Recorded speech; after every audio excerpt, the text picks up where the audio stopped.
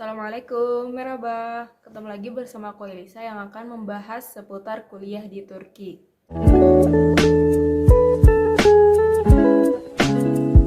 Jadi di video ini aku bakal ngebahas seputar waktu kuliah dan liburan di Turki. Nanti aku akan menjelaskan tentang bagaimana kronologi 1 tahun ajaran kuliah di Turki.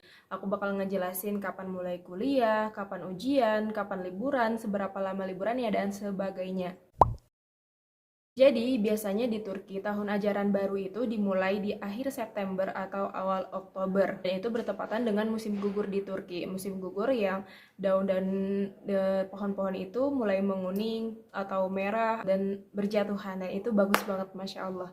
Nah, di kelas musim gugur ini, kita akan kuliah sekitar 2 bulan atau 2 bulan setengah.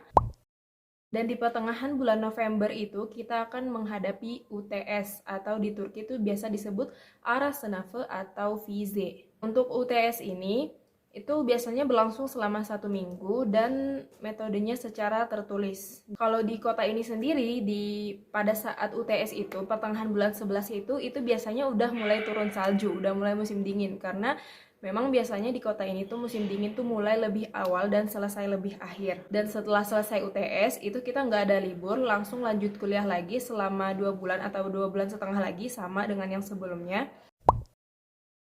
Dan setelah itu kita akan UAS atau final, ujian final, final Senave. Dan di ujian final itu sama aja, ujiannya secara tertulis, soalnya juga sama, ada yang pilihan ganda, ada yang isian, ada yang campur-campur gitu. Dan untuk penentuan nilai akhir di satu semester itu diambil dari UTS dan juga UAS. 40% dari UTS dan 60% dari UAS. Jadi UTS sama UAS itu sama-sama penting di sini.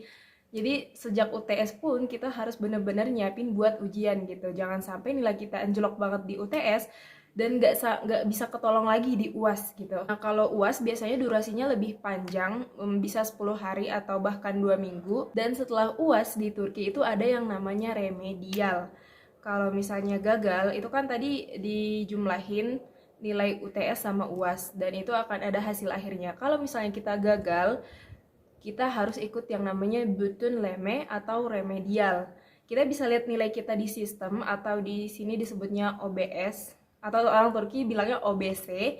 2 hari sampai 1 minggu itu kita bisa lihat nilai kita di sana. Biasanya para dosen-dosen itu cepat mengupload nilai ke sistem, ke OBS itu tadi. Jadi kita harus lihat sendiri apakah kita lolos di mata kuliah tersebut atau tidak. Kalau lolos itu tulisannya GHT, kalau nggak lolos itu tulisannya KALDE. Jadi kalau tertulis KALDE di situ berarti kita harus ikut remedial atau Bütün Leme atau di fakultas aku namanya takmili. Nah, untuk ujian Bütün Leme ini sendiri atau remedial itu durasinya 1 minggu. Dan itu ada jadwalnya. Kalau misalnya ada mata kuliah yang gagal, kita tinggal lihat aja jadwalnya hari apa dan ikut aja di hari itu.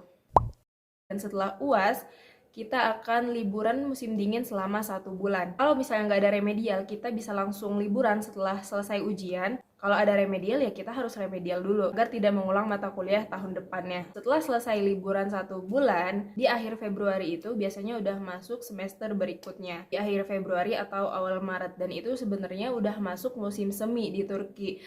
Tapi kalau di kota ini tuh beda. Jadi kemarin kita udah masuk setelah liburan musim dingin itu masih salju masih turun terus bahkan sampai akhir Maret. Jadi seperti yang aku bilang tadi, kalau di kota ini, kota Are, itu musim dinginnya mulai lebih cepat dan selesainya lebih lama.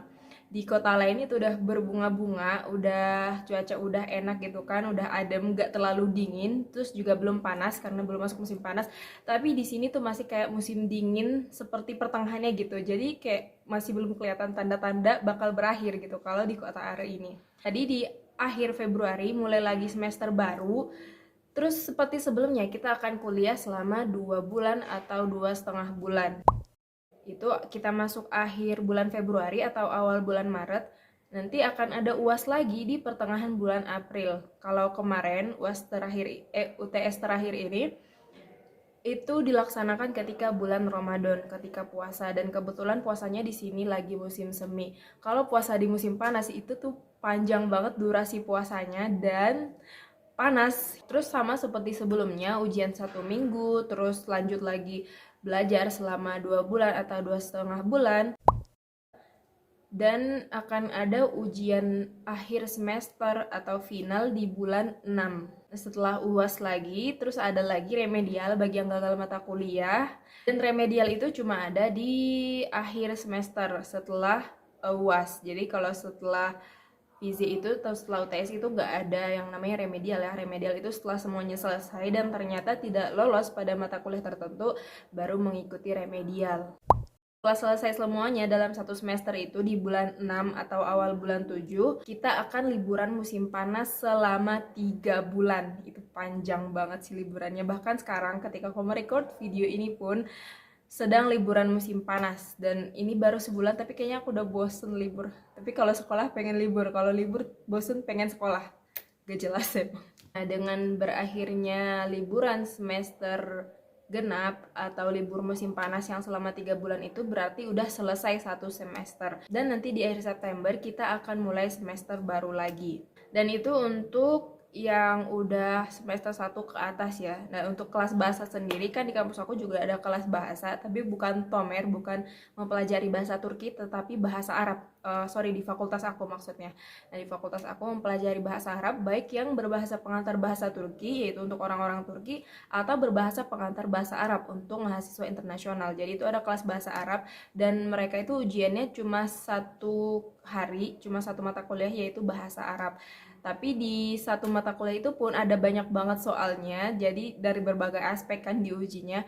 Nah, itu akan menentukan apakah mereka bisa masuk ke S1 atau tetap di kelas bahasa. Jadi nggak jamin juga ya kelas bahasa itu cuma 1 tahun, itu ada ujiannya lagi. Jadi kalau misalnya nggak lulus ujian, bakal stay di kelas bahasa lagi sampai lulus ujian. Jadi segitu dulu penjelasannya tentang bagaimana kronologi 1 tahun kuliah di Turki. Semoga bermanfaat. Jangan lupa share ke yang lain biar pada tahu gimana sih gambaran 1 tahun ajaran itu di Turki. Sampai jumpa di video berikutnya, insya Allah. Assalamualaikum. Görüşürüz.